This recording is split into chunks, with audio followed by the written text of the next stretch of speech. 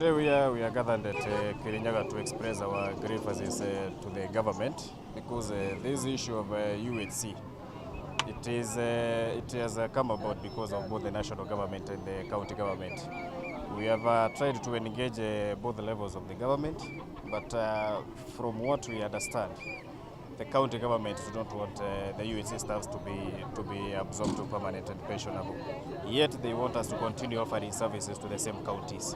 So we are currently on a strike, and it will continue until a time when the county governments and the national government will agree on the way forward regarding the UHC issues. So whatever you are witnessing today is happening across the country. It is not in Kirinyaga only. So we expect the government, the COG and the national government to come up and engage each other on which way forward for the UHC staff.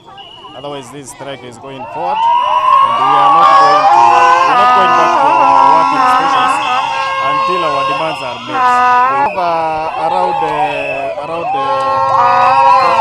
50 nurses in Kirinyaga who are affected by this strike.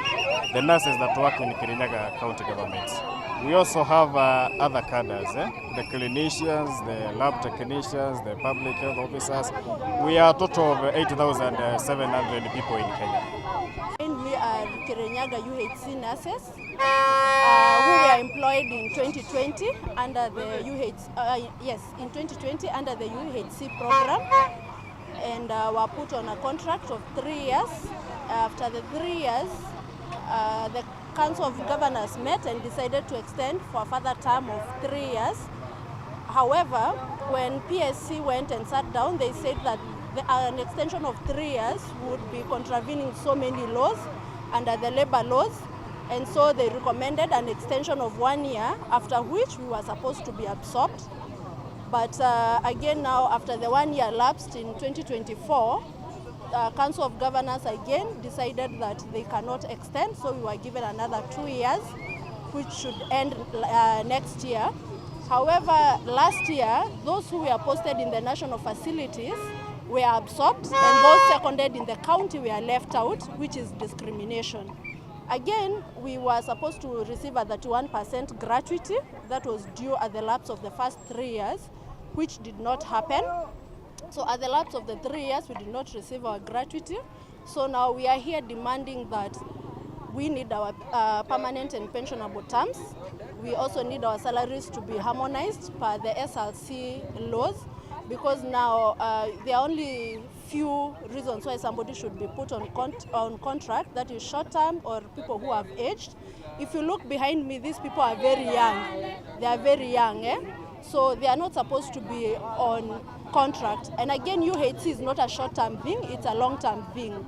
So they should be put on permanent and pensionable and under the right working salaries. Now the other thing we need is our gratuity for the year served. We are in the 5th year. We need the gratuity for those years that we have served. Also, there is an issue with NSSF remittance. There is also an issue with some May arrears. So we are here to demand, if counties are benefiting from our work, then why shouldn't they push the national government to absorb us? Because now if we work at the county level and they are saying we are not their employees, then who is benefiting from the services that we are giving? That's why we are here to remind our Governor Waigoro that we are working under her jurisdiction as seconded nurses, and we need her to push the national government to absorb us. Under the leadership of the union, we are on a strike. This is the 17th day of the strike, and we are not going to go back to work until our demands are met.